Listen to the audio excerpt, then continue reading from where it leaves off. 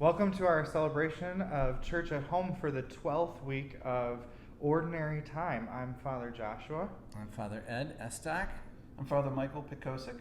We're coming to you live from the, not live really, but we're coming to you from the new parish priest house and with our new brother and roommate, Father Michael. So it's an exciting week for us.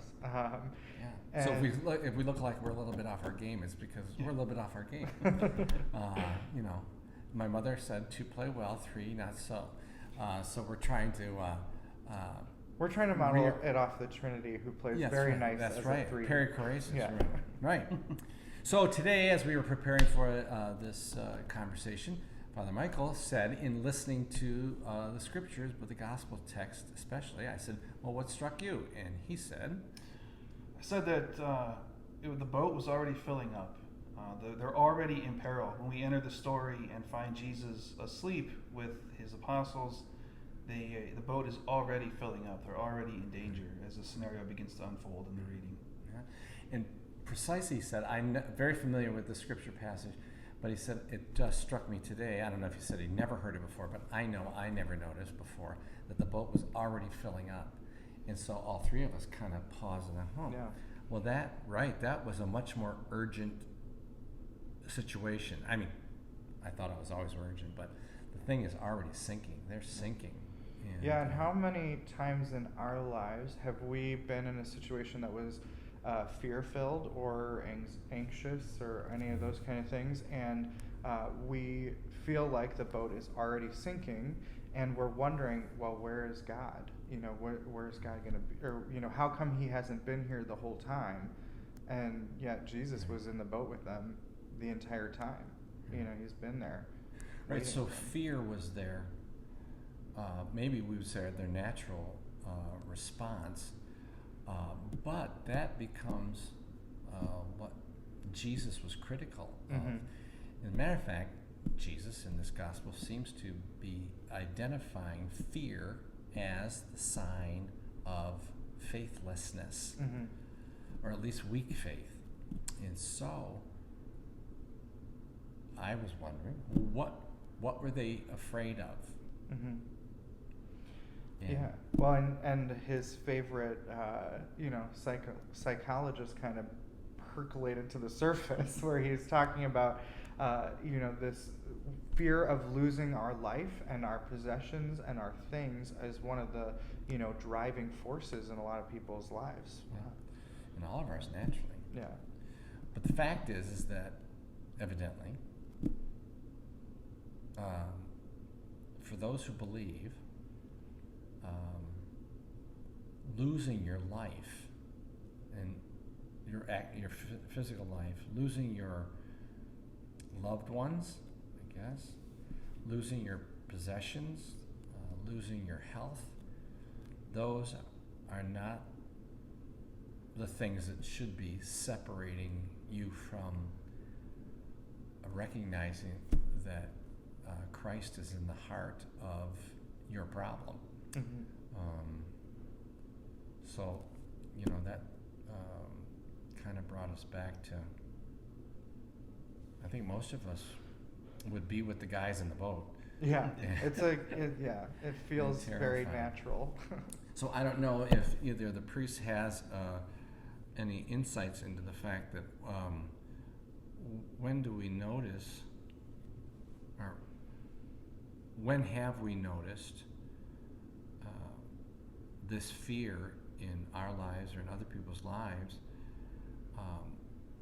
that they in fact, that's the terminal patient's attitude, one or the other. I am so disappointed because God has abandoned me. And of course, look at these men in the boat and saying, Jesus is saying, no, you got a lot more to lose by rejecting me than you do by going down with the boat. Maybe we need to look at this like we look at a lot of the parables for what's the weird thing here, what's sticking out as strange, and how often when you're in a crazy situation and you're experiencing fear and anxiety, it's difficult to sleep, right? It's a hard thing. So what's strange in this story is that Jesus is in the middle of this chaos, and yet he is sleeping there peacefully. And so his reaction strikes us as totally out of the normal human reaction, but it's not, because he knows what is true, and he has a wider perspective than the rest of these apostles, or than the apostles. So he's seeing things differently. And I could tell you many stories about times where I have had the reaction of the apostles. Maybe it's easier for us sometimes, I think, to have the reaction of Jesus when we're not the one in the situation, as when we're the third party instead of the main character of the story getting our, in that crazy scene. And I don't know, Father Michael, we mentioned what happened to those apostles eventually, huh? Right. So they grow from this, and they go from being afraid and being fearful of losing their lives to actually giving their lives for Christ and for his mission and for his message. They end up giving their lives for the gospel. So they did receive what he was teaching in this case, and come to grow in that way. Right, and heroically, miraculously, right? And that's a beautiful way to say it. They moved from the fear of losing my life to the power and the strength to lose my life, in fact, for the sake of others, as the Lord said. And and the shift in them is kind of highlighted in our second reading, right? Because it's the what is shifted is what is impelling them. Another word for that is driving them, or in what in their own heart is pushing them towards something. And in the gospel reading we see fear, but in the second reading we see it is the Spirit of Christ that impels, the power of Christ that impels. The love of Christ. The love of Christ. Right. So, I don't know how frightened you are. I get frightened about things. I was noticing around the table these days, stressing seems to me to be a word that we use a lot. I was stressing about this, I got stressed about that. That might be a very popular word for just being afraid. And sometimes by misdiagnosing what we're experiencing, we might avoid, some of these powerful lessons. So I know it's taken me, and I have to do it all the time, but the conversion in my life really came from paying attention to my feelings and then reflecting on what were my feelings trying to reveal to me. What was I afraid of? I would think I'm just it was about preaching, to be honest with you. When I was a much younger priest, I would get kind of in a mood as I was getting ready for the weekend if I didn't have my homily idea the way I wanted it, and it just was a heaviness on me. And I realized, so I would come up, what's wrong with you? Why am I feeling this way again? Like this is every week. You think I would get it. But the bottom line is, I said, I know. My homily isn't ready, and I'm afraid. Yep. I'm having performance anxiety. So, foolish man, sit down. Do the work. And start writing something down, because that's normally how I have to clarify it for myself. And then immediately you see, I even know it now. I'll go into Mass and I'll be a little bit tense, and then after Mass is over and I avoided any major disaster, I feel this sense of relief. So being in touch with our feelings and then believing them, and then identifying, diagnosing what it is that I'm afraid of, or why am I afraid? As Jesus says, why are you so terrified? So, because I haven't properly prepared for Mass today.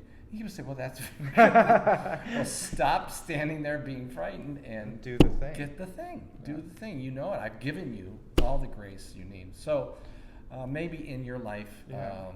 And I think too, we need to see sometimes where is Jesus in that situation. You know, the apostles, thankfully, the one thing they get right in this situation of chaos is that they go and they look for Jesus, and then Jesus brings about a different solution than they could have done on their own. And so, and that's what you're saying too, like you were able to look for Jesus in that situation. Lord, why am I feeling this way? And he goes, because you're not doing.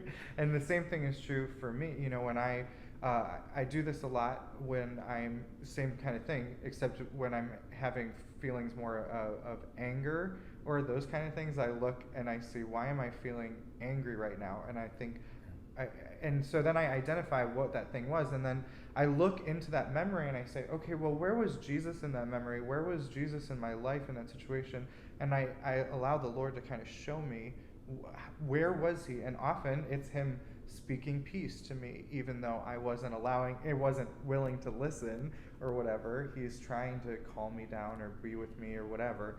And so then I can accept that truth, you know, that the Lord is present, and then that love of Christ impels me in a different direction than the fear or anxiety or anger that was impelling me towards other feelings. Yeah.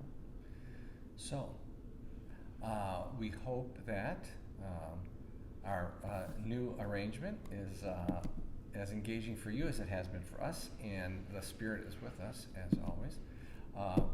And let's maybe what we're laying out here for people is a bona fide form of Christian meditation. That we can be in touch with our feelings, be reminded of the circumstances and the situations, and, you know, as St. Ignatius has reminded us, see where Christ is in that situation where we had abandoned him, and then ask his healing Spirit to compel us, right? So, yeah. All right. Well, thanks for being with us, and God Yeah. bless you. Take care.